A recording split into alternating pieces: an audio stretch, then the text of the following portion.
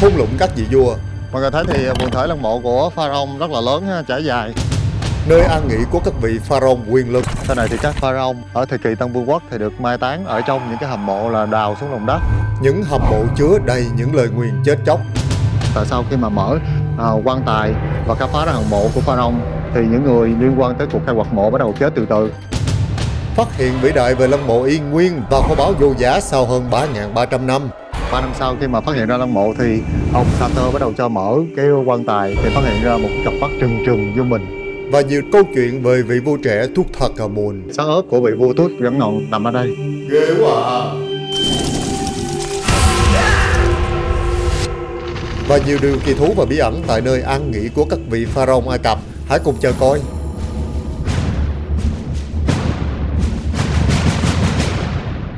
Thung lũng các vị vua nằm ở phía tây của sông Nin, đối diện với Thebes cổ, tức là Luxor hiện đại, dưới chân của đỉnh núi Al-Khrum. Đây chính là nơi mà trong khoảng thời gian gần 500 năm, từ thế kỷ thứ 16 cho tới thế kỷ thứ 11 trước công nguyên, các lăng mộ đã được xây dựng cho các vị pharaoh và quý tộc quyền lực trong thời kỳ Tân Vương quốc, tức là triều đại thứ 18 cho tới 20 của Ai Cập cổ đại. Valley of the King. Valley of the King. Đợi né được cái nóng say sẩm mặt mày thì 4 giờ sáng mình đã phải tung mình thức dậy để đi qua đò sông Nin sang bờ bên kia để đi vô thung lũng các vị pharaoh. Một địa điểm khảo cổ cực kỳ nổi tiếng dành cho những ai mới Ai Cập huyền bí. Người Ai Cập cổ đại tin rằng việc chôn cất ở phía tây, tức là cửa tử nơi mặt trời lặn, sẽ giúp linh hồn người quá cố dễ đi sang thế giới bên kia.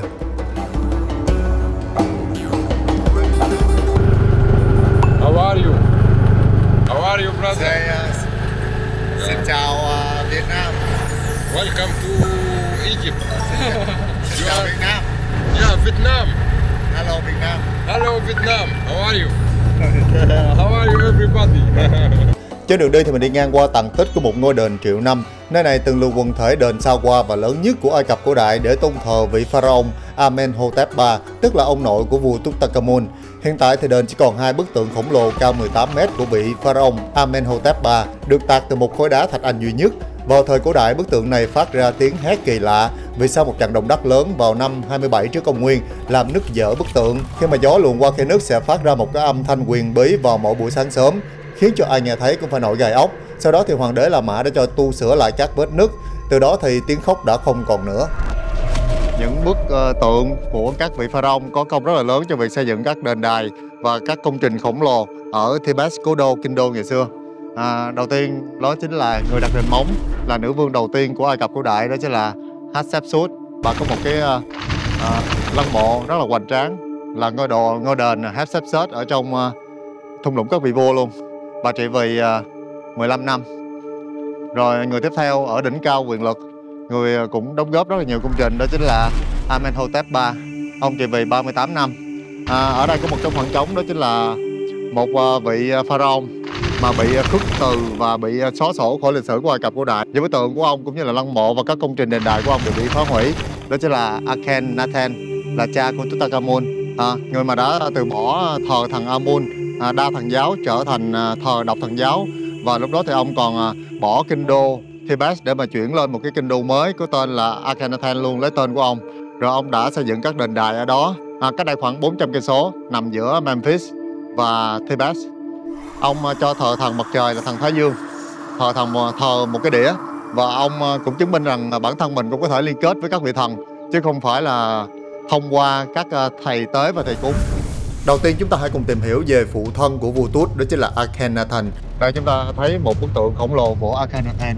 Cai trị vương triều thứ 18 trong khoảng 17 năm. Ông được coi là một kẻ dị giáo và đầy tranh cãi, đã làm rung chuyển nền văn minh cổ này bằng cuộc cách mạng tôn giáo chưa từng có, đến nỗi mà những bức tượng của ông bị phá hủy và tên của ông bị loại bỏ khỏi danh sách các nhà vua cho tới khi được phát hiện vào thế kỷ 19 tại thành phố mà ông đã cho xây dựng để thờ thần Athens. Và ông chính là pharaoh cha của Tutankhamun. Qua những bức tượng được khai quật, người ta cho rằng ông là một vị nhân, có thể là kết tinh với người đến từ hành tinh khác. Ngoại hình của vị pharaoh này không hề giống với bất kỳ bức tượng uy nghiêm của các vị vua đời trước. Hình tượng của ông rất là giống với người ngoài hành tinh, bởi vì mọi người thấy thì gương mặt của ông rất là kỳ lạ, rất là dài, mũi cũng dài và cái xương hàm, xương mặt chìa ra phía trước. Gương mặt thì dài và nhô ra như là mặt ngựa. Phần sau của chiếc đầu thì dài bất thường, phần sọ dài gấp 1,5 người bình thường. Những ngón tay thì dài kỳ dị, còn các ngón chân thì lại có màng như là chân nhái. Phần hông thì lại to và có bộ ngực y như đàn bà. Đặc biệt hơn khi ông chỉ định quần thần và bá tánh đi tôn thờ một cái đĩa hình tròn trông giống y hệt như là một cái đĩa bay của người ngoài hành tinh. Sự biến mất hoàn toàn của vị pharaoh này cũng là một điều hết sức bí ẩn khi mà xác ướp của ông chưa bao giờ được tìm thấy. Ngoài một cổ quan tài bí hiểm thế này, người ta cho rằng quan tài này không dành cho ông vì nó có hình dáng của một người phụ nữ. Giả thuyết cho rằng vua Tut đã bí mật cải táng cha của mình vào quan tài của hình phụ nữ để mà tránh xác của ông bị hủy bỏ. Có thể thấy là trong triều đại cai trị của ông thì một thứ gì đó đáng sợ đã diễn ra, khiến cho các pharaoh sau đó phải hủy bỏ tất cả những gì liên quan tới Akhenaten. Tới nỗi mà trong lăng mộ của ông, một dòng chữ phong ấn đã được tìm thấy, có nghĩa là kẻ xấu xa sẽ không được sống lại. Tức là các tư tế không chỉ muốn xóa bỏ pharaoh Akhenaten ra khỏi lịch sử, mà còn muốn ông vĩnh viễn không thể đầu thai chuyển kiếp để mà quay trở lại gây rắc rối cho thần dân. Đặc biệt là ông đã cho xây dựng lăng mộ của mình nằm ở phía đông của bờ sông Nin thay vì nằm ở phía tây như là các vị pharaoh khác. Sau đó thì tên của ông bị xóa sổ, thì con trai của ông là Tutankhamun, vị vua trẻ, được đưa lên làm pharaoh. Amun là tên của vị thần. Tên của các vị pharaoh hay được kết hợp giữa tên của mình và tên các vị thần ở phía sau. Ông Tutankhamun chỉ có 9 năm thôi và mất lúc 19 tuổi. Lên ngôi khoảng năm 9 tuổi. Một vị pharaoh trẻ rất là nổi tiếng, và lăng mộ của ông là một trong những lăng mộ mà nổi tiếng nhất được khai quật sau này. Một cái lăng mộ duy nhất mà không bị đánh cắp bởi những kẻ trộm mộ. Và sau đó thì một đại đế Ramses II, người trị vì 66 năm. Ông được xem là pharaoh cao tuổi nhất trong các vị pharaoh nha. Ông thọ tới khoảng 90 tuổi. Bởi vậy mà ông là người có nhiều con trai nhất trong các vị pharaoh và cũng như là có nhiều thê thiếp nhất. Triều đại của ông cực kỳ hưng thịnh và tên tuổi của ông cũng gắn liền với các bệnh dịch vào triều đại cổ đại. Ông sử dụng nô lệ là người Do Thái để xây dựng các công trình của mình và thả tự do cho người Do Thái trở về miền đất hứa, và gắn liền với tên tuổi của một nhà tiên tri Moses trong Kinh Thánh. Và tiếp theo cũng là các triều đại khác. Sau này họ xây thêm các đền đài. Rồi đây thung lũng các vị vua, nơi chôn cất các vị pharaoh, một nơi rất là nổi tiếng. Và đây chính là lăng mộ đầu tiên được tìm thấy, KV1, KV tức là King Valley, được đánh dấu theo thứ tự những cái lăng mộ mà được tìm thấy. Quá trời rộng lớn luôn, trải dài vô trong đây là có tới 62 phần mộ của các vị pharaoh nha. Và vị pharaoh cuối cùng được tìm thấy lăng mộ đó chính là vị vua trẻ nổi tiếng Tutankhamun. Vé đi trong đây là 750 pound, rồi sau đó mình phải vô từng lăng mộ là phải mua thêm một cái vé khác nữa. Và vé mắc nhất là tới 2.000 pound, là khoảng 1 triệu tiền Việt. Đó là lăng mộ của vị pharaoh Seti I. Còn trong đây thì có những lăng mộ bị biến dạng, bị phai tàn theo năm tháng thì miễn phí. Còn mấy cái mộ mà giữ được hình hài tốt, ít bị phá hủy thì phải mua vé cho tham quan riêng nữa. Ủa chị Thanh rồi. Mọi người thấy thì quần thể lăng mộ của pharaoh rất là lớn, trải dài nó vô thung lũng các vị vua. Và thông thường thì đới với hậu không có nằm chung với nhau nha. Hoàng hậu sẽ được chôn riêng trong thung lũng của các hoàng hậu. Nhưng mà trong quần thể lăng mộ này cũng có những cái vị pharaoh được chung với nhau. Hoặc là các vương hậu cũng có lăng mộ mà hoàng hậu với đế vương được chung với nhau, an táng chung với nhau nữa. Cái vé vào tham quan thì mọi người sẽ được đi tham quan 3 cái lăng mộ bất kỳ. Còn sau đó thì phải mua thêm vé. Và lăng mộ của vị vua nổi tiếng Tutankhamun hay là của Seti I hay Nefertari thì mọi người phải mua vé riêng. Bởi vậy mà vào đây thì phải cân nhắc xem là mình nên đi lăng mộ nào nhất. Vào triều đại thứ tư, nhất là vua Khufu, thì ông đã cho xây lăng mộ của mình trong các kim tự tháp rất là nổi bật. Biết là nơi chôn nhưng mà tìm đường vào thì cực kỳ khó đối với những kẻ trộm mộ. Sau đó tới giai đoạn Trung Vương quốc, đặc biệt là vương triều thứ 18, 19, 20 thì tất cả các vị pharaoh đều được chôn ở dưới tầng hầm nha. Mọi người thấy bản đồ đó, trời ơi, sâu ở dưới toàn là các tầng hầm, gọi là địa cung ở dưới lòng đất. Ngày xưa làm một cái lễ đưa rước linh cữu của các vị pharaoh rất là hoành tráng như vậy thì dễ bị các kẻ trộm mộ đi theo dõi, làm sao mà thoát khỏi những cặp mắt thèm thuồng của những kẻ trộm mộ. Khi mà đóng hầm quan tài lại, chôn xong thì sẽ được lắp lại giống như là những ngọn núi, Và mọi người có thắc mắc là tại sao các pharaoh đời trước thì được mai táng ở trong các kim tự tháp khổng lồ như là ở Giza không? Sau này thì các pharaoh ở thời kỳ Tân Vương quốc thì được mai táng ở trong những cái hầm mộ là đào xuống lòng đất. Bởi vì theo giả thuyết thì người ta cho rằng ngoài sau lưng mình đó là cái ngọn núi y hệt như là kim tự tháp luôn và không cần phải xây nữa. Và mai táng ở đây thì có thể ẩn giấu được kỹ hơn, là giấu dưới lòng đất thì các kẻ trộm mộ không có tìm xuống được. Ngày xưa thì cũng sẽ có binh lính đồ canh giữ các lăng mộ của các vị vua. Nhưng mà sau đó thì hầu hết các lăng mộ ở đây đều bị trộm hết.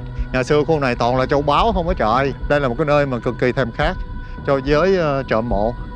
Ngày xưa thì trộm mộ đi tung hoành khu này cướp được biết bao nhiêu là châu báu.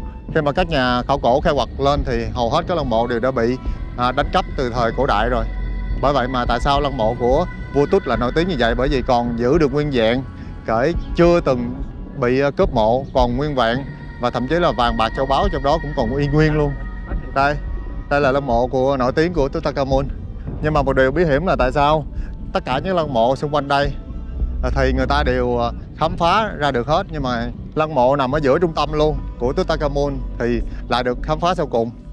Trong khi ông Howard Carter thì ông phải mất tới gần 8 năm để tìm tòi, bởi vì lúc đó thì ông nghe là có một cái lăng mộ của một vị vua nổi tiếng vẫn chưa được tìm thấy, và ông đã tốn gần 10 năm trời để mà tìm kiếm ở trong khu vực này mà không tìm thấy. Suốt ròng rã mấy năm trời thì cuối cùng ông cũng đã khai quật và tìm thấy được lối đi vô, bởi một sự rất là tình cờ khi mà con lừa chở đứa nhỏ dấp phải một cục đá và nó làm sập xuống một cái hố, và từ từ ông đào xuống thì ông đã phát hiện ra, trời ơi, ở dưới là một địa cung hoàn hảo và ngọc ngà châu báu ở trong đó. Sau khi tìm thấy rất là nhiều đồ tùy tán chung với vị vua trẻ Tutankhamun, ông đã thốt lên rằng trời ơi, tôi đã khám phá ra một điều vĩ đại tuyệt vời.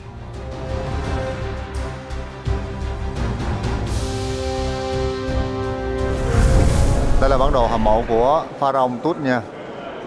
Đây là lối đi vô, bữa mình đi vô nè. Tầng đầu tiên là chứa châu báu, rồi sau đó đi vô phá bức tường ra thì mới tới được lăng mộ tới 5-6 lớp. Và đây là một cái phòng chứa nội tạng của nhà vua cùng với những cái thuyền. Đây là mộ của Tut, thường là người ta kêu là vua Tut nha. Còn Amun tức là là Tut đi theo thần Amun. Lăng mộ số 62 là lăng mộ cuối cùng trong quần thể được tìm thấy của thung lũng các vị vua luôn. Nhưng mà thực chất chưa phải là lăng mộ cuối cùng đâu nha, bởi vì có những cái hầm mộ hay là trong lòng đất này vẫn còn chứa rất là nhiều bí ẩn. Biết đâu còn hầm mộ của một vị pharaoh hay là nữ vương nào đó chưa được tìm thấy. Còn một cái lăng mộ số 63 nữa, nhưng mà cái lăng mộ đó dùng để xử lý trong cái việc ướp xác và làm các nghi thức mai táng. Chắc là ai cũng biết về quá trình ướp xác rất là đặc biệt, một kỹ thuật rất là kỳ công về giải phẫu học, và người ta ướp xác cho tới tận thời La Mã sau này luôn nha. Đây là những cái bình mà đựng gọi là bộ đồ lòng của người đã khuất. Thì những cái phần nào mà mềm thì người ta sẽ móc ra, và não thì sẽ được móc qua bằng một cái cây đút qua lỗ mũi, rồi sau đó sẽ nạo não ra. Một cái quá trình ướp xác như vậy thì mất khoảng 70 ngày để chuẩn bị và hoàn thành. Rồi người ta sẽ để vào 4 cái bình, để trong một cái hộp và chôn chung với các vị hoàng đế hay là nữ hoàng vào bên trong lăng mộ. Sau khi bộ đầu lòng được lấy ra từ lòng bụng thì người ta sẽ bỏ vào một cái hộp và để đổ vào đó một cái bột giống như là bột natri. Để trong một thời gian thì nó sẽ hút ẩm hết, những cái phần mềm đó nó sẽ tự động khô lại, và người ta cũng sẽ để vào những cái hộp. Mọi người thấy những cái bình này cũng được điêu khắc và từ những cái khối đá hoa cương rất là đẹp. Và 4 cái hộp như vậy sẽ để trong một cái hộp, một cái thùng và để vào bên trong hầm mộ. Riêng trái tim thì vẫn được đặt vào bên trong. Sau đó thì thân xác của các pharaoh sẽ được quấn lại bằng những miếng gạc rất dày, rồi để vào bên trong các quan tài. Quan tài như vậy thì có mấy lớp luôn, bằng gỗ, trồng từ lớp này đến lớp kia. Đặc biệt là nổi tiếng nhất đó chính là mặt nạ vàng của vua Tutankhamun. Có những cái xác ốp mà tới 5 tới 6 lớp gỗ như vậy, và lớp ngoài cùng đó chính là quan tài bằng đá, rồi sẽ được đặt ở giữa kim tự tháp hoặc là hầm mộ.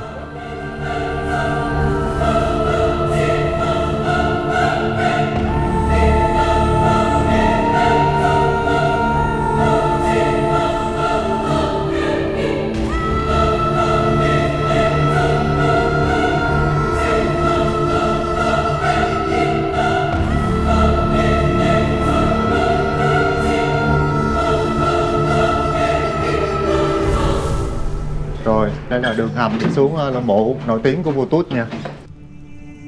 Thật ra thì lăng mộ này không quá lớn, không xứng đáng với một vị pharaoh, bởi vì rất là nhỏ so với những cái hầm mộ của các vị pharaoh khác. Nhưng mà cũng có lời đồn rằng lăng mộ này được dành cho hoàng hậu Nefertiti, mẹ kế của ông. Đây lăng mộ khá là nhỏ. Tới đây thì chúng ta thấy một quan tài nằm ở đây. Xung quanh còn những cái bức tường vẽ rất là hoàn chỉnh, còn màu sắc rất là đẹp. Đó. Ủa, ở đây mọi người vẫn thấy là xác ướp của vị vua Tút vẫn còn nằm ở đây. Để vào hầm mộ này thì mọi người phải trả thêm một cái vé là 700, bao là khoảng 350 tiền Việt. Đây chính là hầm mà khám phá ra rất là nhiều đồ tùy tán dành cho vua Tút. Và sau đó thì có một cái lớp cửa chặn lại. Sau khi phá bỏ cái lớp màn này, cái lớp rèm cửa bí mật này, thì sẽ bước vào lăng mộ chính. Đây là quan tài đá. Trong quan tài đá này tới quan tài bằng gỗ. Trong quan tài bằng gỗ có một cái quan tài bằng vàng. Và sau cái quan tài bằng vàng mở ra thì thấy cái lớp mặt nạ bằng vàng.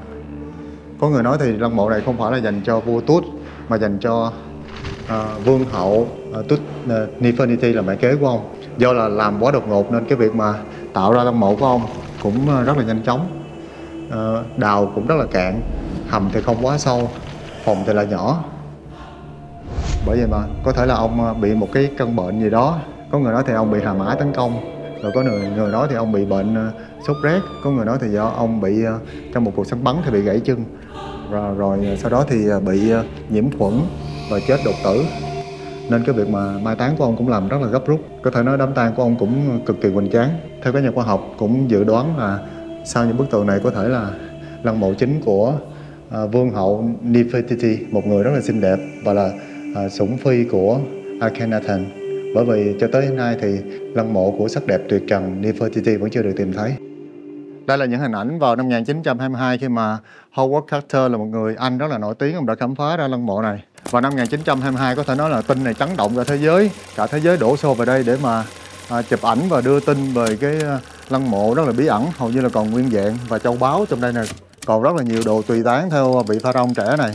Khi mà Howard Carter ông bước vào bên trong á, thì ông chỉ thấy một cái căn phòng rất là nhiều đồ tùy tán theo, là những cái đồ mà các vật dụng mà cho các vị pharaoh có thể sử dụng sau trong thế giới bên kia. Những cái đồ như là rương nè, giường, tủ dài, xác của các động vật được quấn trong những cái hộp, cũng như xác ướp động vật. Nhưng mà ông cũng chưa thấy được cái hầm mộ của Tutankhamun ở đâu hết. Thật ra là nằm sau cái bức tường này nè. Rồi sau đó ông đục một cái lỗ và nhìn vào, thì ông thốt lên rằng trời ơi, tôi đã tìm thấy một điều kỳ diệu. Đây, một cái lăng mộ nằm sau một bức tường được che giấu rất là cẩn thận. Hai bên có hai vị thần canh giữ. Tới 3 năm sau thì ông bắt đầu mở quan tài ra và ông hết hồn, bởi vì có một cặp mắt của một vị pharaoh nổi tiếng nhìn thẳng vào mặt mình. Đây là một cái đầu mặt nạ vàng của pharaoh rất là nổi tiếng, vô giá. Và từ đó thì nhiều điều huyền bí bắt đầu xảy ra. Và người ta đồn đại về lời nguyền của các pharaoh ha. Bởi vì 6 người liên quan tới cuộc khai quật và khám phá ra lăng mộ của vua Tut đều chết. Để trong vòng vài tháng thì người tài trợ cho cuộc khai quật là người chết đầu tiên. Ông bị bệnh gì đó rất là lạ. Ông tên là Caravon, là một cái đại sứ mà tài trợ trong quá trình khai quật và tìm kiếm lăng mộ của vua Tut, là người chết đầu tiên. Và tiếp theo là những người liên quan tới cuộc khai quật mộ như là đoàn tùy tùng, những người khuân vác đồ tuẩn tán đi ra bên ngoài, hay là bác sĩ chụp X-quang khám nghiệm tử thi của Tut cũng bắt đầu chết bởi vì những cơn bệnh lạ luôn. Tại sao là như vậy? Nhưng mà các nhà khoa học giải thích rằng có thể đó là khi mở hầm mộ ra thì các vi khuẩn tồn tại hàng ngàn năm ở trong hầm mộ đã túa ra, và mấy người này bị nhiễm bệnh thôi, chứ không hề có một cái lời nguyền nào khác. Và đằng sau lớp mặt nạ vàng này, với cặp mắt mở trừng trừng nhìn thẳng vào những người khai quật mộ, đó chính là xác ướp còn nguyên của vị vua trẻ Tutankhamun. Và đặc biệt là sau lớp vải lanh thì đó chính là người ta tìm thấy 2 con dao. Một con dao thì là bằng vàng, và một con dao nữa, một con dao sắc bén và được làm bằng sắt. Theo các nhà nghiên cứu thì người ta nói rằng thời đó chưa có đồ sắt. Vậy thì con dao đó được làm bằng chất liệu gì? Và sau khi một quá trình đem vào phòng thí nghiệm và soi rọi carbon cũng như là các chất phóng xạ trong đó, thì người ta phát hiện một điều kinh khủng. Đó chính là con dao này được làm từ một thiên thạch được rớt từ vũ trụ xuống.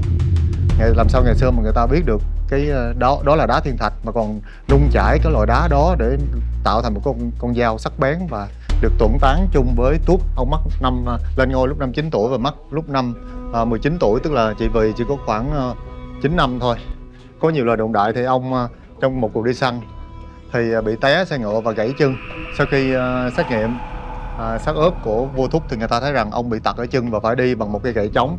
Bởi vì trong hầm mộ của ông thì người ta cũng phát hiện rất là nhiều đồ tuẩn tán là các cây gậy trống. Bởi vậy theo giả thuyết thì ông là một vị pharaoh trẻ tuổi và lại bị ốm yếu, và để lý giải cho sự ốm yếu của ông thì các nhà nghiên cứu cho rằng ông là kết quả của quá trình quan hệ cận huyết. Bởi vì ngày xưa hoàng tộc của pharaoh thì họ sẽ kết hôn cận huyết với nhau, thậm chí vua Tut còn lấy chính chị gái của mình, một người cùng cha khác mẹ với ông nữa. Và ông có 2 người con gái, không hề có con trai nha, nhưng mà 2 người con gái này lại chết yểu. Bởi vậy mà ông cũng không có người nói giỏi. Vua Tut là con đẻ của pharaoh Akhenaten, một người đã bỏ thành Thebes để xây dựng một cái kinh đô mới cho mình ở giữa Memphis và Thebes lúc đó. Ông lúc đó thì đã cho thờ thằng Aten, bởi vì tên của ông là Akhenaten. Và bởi vậy mà vua Tut ngày xưa lúc còn trẻ, lúc còn làm hoàng tử thì có tên là Tutankhaten, nhưng mà sau đó thì mới đổi lại thành Tutankhamun. Bởi vì sau khi vua Akhenaten mất thì ông đã khôi phục lại triều đại, về kinh đô là thành Thebes, và sau đó thì mới cho dân chúng bá tánh bắt đầu tôn thờ lại thằng Amun. Cũng có người đồn đại rằng chính vị vua đó là pharaoh Ai là người đã sát hại vua Tutankhamun, bởi vì người ta phát hiện ra trên má của xác ướp vua Tut đang nằm ở đây có một cái vết thẹo, giống như là một vết thẹo hở khá là lớn, giống như là có ai đó đâm ông vậy đó. Bởi vậy mà ông bị nhiễm trùng và chết đột tử. Sau khi vua Tut mất thì pharaoh Ai là người đã lên kế thừa ngôi báu và còn lấy luôn vợ của vua Tut nữa chứ. Bởi vậy người ta nghi rằng tình cảm của hoàng hậu của vua Tut có dính dáng đến vua Ai sau này, vừa cướp vợ của người ta mà cũng vừa cướp ngai vàng của người ta luôn.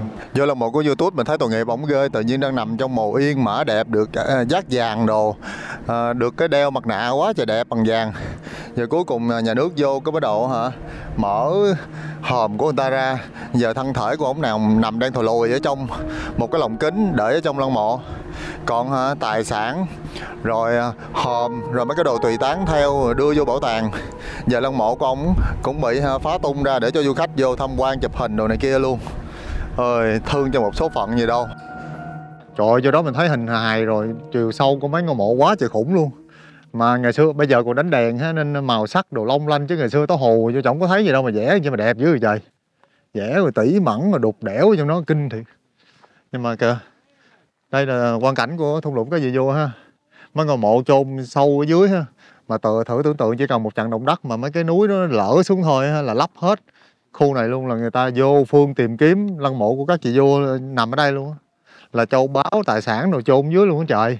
Đa phần thì các xác ướp được tìm thấy đã được di chuyển lên Cairo rồi, ở trong bảo tàng văn minh Ai Cập. Duy chỉ có một xác ướp của vua Tut là vẫn còn nằm trong hầm mộ. Mọi người vào đó thì vẫn sẽ thấy. Nhưng mà sau này thì xác ướp của vua Tut cũng sẽ được chuyển về Cairo ở bảo tàng Đại Ai Cập mới được xây dựng. Bây giờ để xem những cái hiện vật này thì bây giờ chúng ta hãy đi tới bảo tàng Cairo.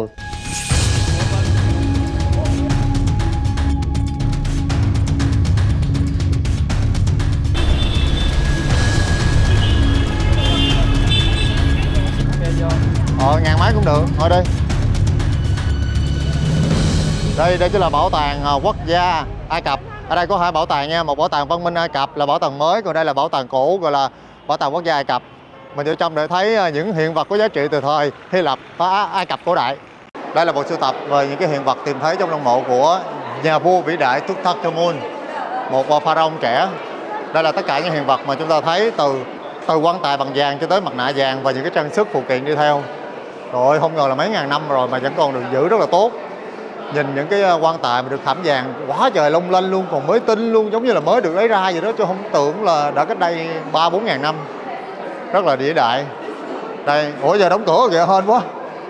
Trời ơi, xíu nữa là mình đóng là đâu được vô đâu chạy. Bảo tàng này là bảo tàng cổ nha. Bảo tàng này thì mở cửa đến 5 giờ chiều thôi, từ 9 giờ sáng tới 5 giờ chiều. Xíu nữa là không được vô coi bộ sưu tập của nhà vua Tutankhamun rồi. Sắp đóng cửa rồi đó, đi. Đây là hình tượng canh giữ lăng mộ. Mộ bí mật của pharaoh trẻ thì người ta còn tìm thấy hai vị thần Kha này là canh gác hai bên lăng mộ của Tutankhamun. Đây chính là ngai vàng. Ôi toàn là bằng vàng thôi nha, và được điêu khắc rất là tỉ mỉ, rất là đẹp luôn. Không ngờ cái đây này là cái này có niên đại là khoảng từ năm 1336 trước công nguyên. Rồi là triều đại thứ 18 của đế chế Ai Cập cổ đại. Rất là đẹp luôn, màu sắc còn giữ được rất là tốt. Vàng hình như là không bị phai luôn á, không bị ngà màu, không bị ố màu, quá trời đẹp rồi. Trong hầm mộ thì người ta còn tìm thấy, đây không phải là xác ướp của động vật nha, mà là giống như thịt với đồ ăn, rồi bánh trái rồi đó, người ta ướp để đem theo cho người đã mất qua thế giới bên kia để có cái mà dùng. Cái hộp này giống như hình thịt gà nè. Trong đây là sườn cừu, sườn bò đâu đó. Ngoài ra còn rất là nhiều thứ quan trọng được tìm thấy trong lăng mộ của vị vua nổi tiếng này, gồm có ghế được khảm xà cừ tinh xảo, cổ xe chiến, bình đựng nội tạng trong quá trình ốp xác, một chiếc rương mạ vàng dùng để chứa những bình đựng chứa nội tạng, có những vị thần canh gác. Ngoài ra còn có nhiều đồ nội thất giá trị khác như là giường tang lễ bằng gỗ mạ vàng, hàng chục chiếc rương và hộp với nhiều kích cỡ và mục đích khác nhau, chứa quần áo nè, đồ trang điểm, đồ dùng cá nhân và các vật phẩm nghi lễ. Ngoài ra còn có nhiều bức tượng nhỏ của các vị thần và linh vật được cho là sẽ bảo vệ và giúp đỡ pharaoh đi sang thế giới bên kia sau hơn 3.300 năm, nhưng mà mọi thứ vẫn còn giữ rất là tốt trong hầm mộ.